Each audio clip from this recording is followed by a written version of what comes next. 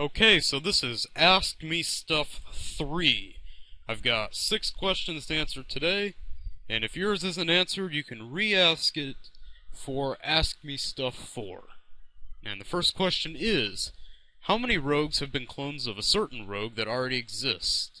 And why are rogue/ransomware authors really that lazy to design something entirely original and legitimately convincing looking? Or are they just looking for a quick hack? And yes, there's been hundreds of clones of rogues released in the wild over the past 5 years, but there's only been a handful of distinguishable families of rogues that look and behave differently than the others. And yes, they are looking for a quick hack. Most of the time is spent on setting up servers and domains, setting up payment systems, SEO poisoning, and actually spreading the rogue. They really don't focus on making every single one of them look different than the rest, and nice little templates make everything go by a lot faster. And I think rogue authors give a half-hearted effort into making their fake AVs look legitimate. They might include words in the title such as Microsoft, virus, Windows spyware, etc. And pretty much all of the rogues are going to rip off Windows graphics, specifically the security shields. I mean, now it's commonplace. Every single rogue has a shield from Microsoft Security Center or whatever. And they do actually mimic the behavior of legitimate programs, such as Norton Security Scan. Side note, I'm going to be covering Norton Security Scan very soon. Stay tuned. And next question is, how many people fall for rogues, and how many people will actually pay for rogues? And since there's no real data that anybody has, the only answer I can give is too many. I mean, clearly these guys are making good money off of people, and otherwise this scam would be completely over. Nobody really knows for sure how much they're making off of rogues, but according to the number of views I'm getting and comments I'm getting about removal videos, people are still getting infected. A lot. Next question is, which VM program is the safest to test rogues in? I currently use VMware with a bridged internet connection. NAT doesn't seem to work. Is there a difference in security for different VM programs, or are they all just the same to test rogues in? And the way VM programs work is that they virtualize the actual processor. And it's so low level that application software such as rogues, it really doesn't make a difference in security. However, you really need to keep your shared folders off, meaning that there should be no file connection between your host and your client.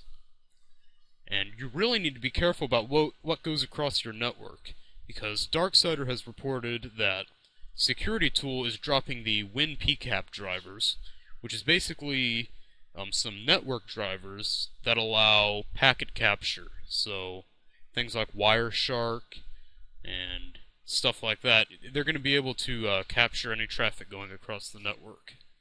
So that's bad. But in terms of the actual VM program, they're pretty much all the same.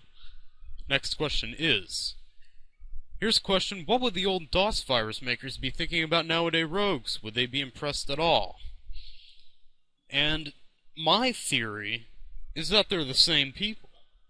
You see, back in the day, when viruses were viruses, people who wrote them were kids. They weren't looking to make money. They were only anywhere from like 12 to 17 years old. They did it for fun. Now we fast forward about 20 years, and I'm sure their skills are not going to waste. Now they're making money. Big money. Scamming is at least a multi-million-dollar business. Maybe multi-billion, I don't know. They make a lot of money off of people. And, like I said, their skills are not going to waste. They are getting paid. Next question is, why are the rogue sites not shut down right away, and how do they appear? And usually, malware authors use what is called a bulletproof web host. And a bulletproof web host is a web host that cannot usually be taken down. They will not pull down a site for any reason, and it doesn't matter how many abuse reports you could put in, it doesn't make a difference. And that the local authorities would have a very tough time taking them offline. And if one of them goes down, which might take months and months, they'll just set up a new one, so it's not really a big deal. Next question is, what do you think about virus, Trojan, and rogue removal videos on YouTube? Do you think they show people accurate ways to remove them, or do you think they are just using cookie-cutter methods, which may still leave the machine or certain files infected? And from personal experience and making removal videos now, I'd say that probably most of the removal videos you're going to find on YouTube from independent channels, meaning ones that aren't affiliated with software or other sites, they're pretty reliable.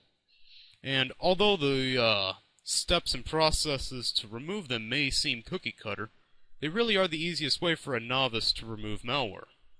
I can't speak for all of the other people, but I really do try to find the minor changes that rogues try to make and that could hinder the removal process, try to repair that. And that is it for Ask Me Stuff 3. If you've still got more crap to ask me, go ahead. I went ahead and cleared out the old questions, so ask again.